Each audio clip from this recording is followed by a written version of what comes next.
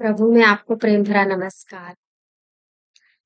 शत्रुओं से प्रेम, आज हम पढ़ने वाले हैं शत्रुओं से प्रेम। हमारे परमेश्वर इसके बारे में क्या कहते हैं कि क्या हमें अपने शत्रुओं से प्रेम करना चाहिए? मत्ती का चैप्टर 5 वर्सेस 43 हम पढ़ेंगे।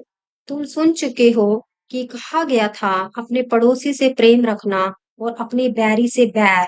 परंतु मैं तुमसे ये कहता हूँ कि अपने बैरियों से प्रेम रखो और अपने सताने वालों के लिए प्रार्थना करो, जिससे तुम अपने स्वर्गीय पिता की संतान ठहरोगे, क्योंकि वह भले और बुरे दोनों पर अपना सूर्य उदय करता है और धर्मी और अधर्मी दोनों पर मेघ बरसाता है। हालेलुया।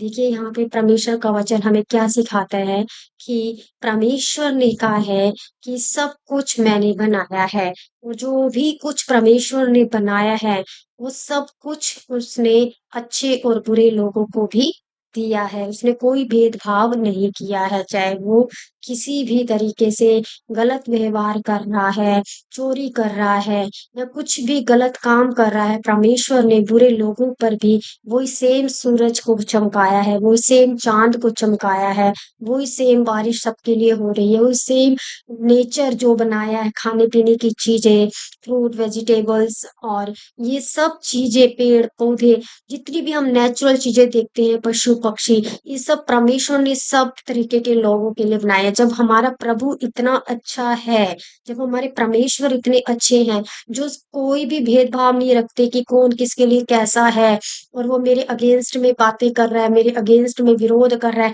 उसको भी परमेश्वर ने जो है हर एक चीज से आशीषित किया है अपने, और भले लोगों को भी आशीषित किया है। तो हमें भी ऐसा ही करना है, तभी हम स्वर्गीय पिता परमेश्वर के बच्चे ठहरेंगे। अगर हम भेदभाव कर रहे हैं, उसने हमारे साथ ऐसा किया तो हम उसके साथ ऐसा करेंगे, उसने हमें इनवाइट नहीं किया तो हम भी उसको इनवाइट नहीं करेंगे, उसने हमारे साथ बुरा व्यवहार किया है, हम भी उसके साथ बुरा व्यवहार करेंगे। अगर वो हमें फ़ोन नहीं कर रहा है तो हमें भी उसे फ़ोन नहीं करना है।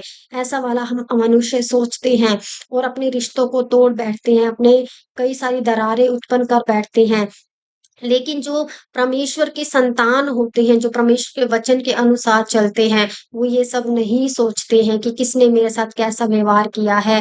वो यही देखता है कि परमेश्वर ने सबके साथ एक जैसा व्यवहार किया, चाहे कोई अच्छा है, चाहे बुरा, तो मुझे भी वैसे ही करना है। तो परमेश्वर ने कहा है कि जो तुम्हारा शत्रु है, जो तुमसे नफ़रत करता है, उसके लिए भी तुम प्रार्थना करो। उसके लिए भी तुम प्रार्थना करो, ताकि प्रार्थना के द्वारा उसका मन कहीं न कहीं ज़रूर बदलाव होगा, क्योंकि पिता परमेश्वर हमारी प्रार्थनाओं को सुनते हैं, हमारी एक भी प्रार्थना खाली नहीं जाती है।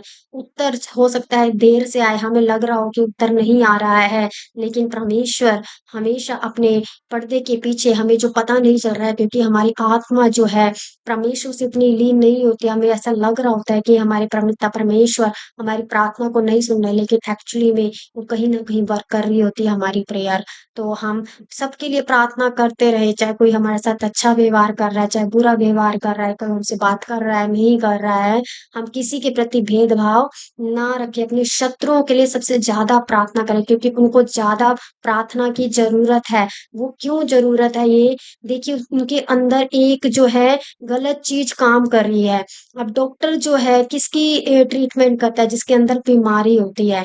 अगर डॉक्टर उस बीमारी का इलाज नहीं करेगा तो वो किस काम का डॉक्टर? उसकी ना तो अर्निंग हो पाएगी और ना ही उसका नाम हो पाएगा, ना ही उसका फेम हो पाएगा। वो डॉक्टर इसीलिए कहलाया, उसका नाम इसीलिए बना क्योंकि उसने एक मरीज़ का इलाज किया, ठीक है? तो सेम ऐसे ही हमें भी जो हमारे साथ बैर-भाव करते हैं, उनका इलाज करना है, और उनका इलाज केवल हमें उनसे बैर-भाव करके नहीं करना है, उनके लिए प्रार्थना करके, ठीक है? वो उनसे बात नहीं करना चाहते, कोई बात नहीं, लेकिन हम अपने कमरे में उसके लिए प्रार्थना करें, है ना? तो ये सच्चे संतान होती है, उसकी ये साइन होता है जो अपने पिता परमेश्वर से प्रेम रखती है, सबके लिए प्रार्थना करना, ठीक है? कोई हमारी बात सुने ना सुने, कोई हमारी प्रार्थना को माने या ना माने, लेकिन हमें अपने सबके लिए, अपने शत्रुओं के लिए भी, अपने जो हमसे प्रेम रखते हैं, जो हमारे साथ रहते हैं, उनके लिए भी हमें प्रार्थना को कंटिन्यू करते रहना है।